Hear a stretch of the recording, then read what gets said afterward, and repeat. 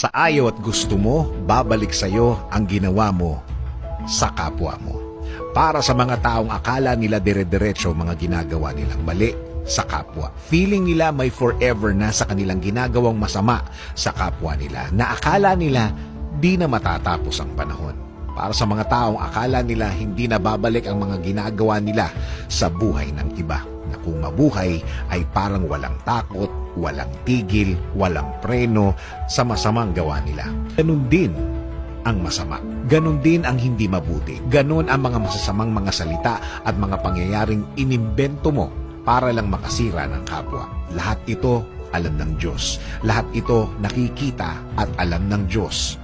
Kaya sa lahat ng mga biktima ng mga taong ganito, hindi kayo ang gaganti. Ayaw ng Diyos na mapahama kayo sa pagganti nyo sa kanila. Ayaw niya na mapasama kayo dahil kapag kayo ang gumawa ng pagganti, baka kayo pa ang mapahamak.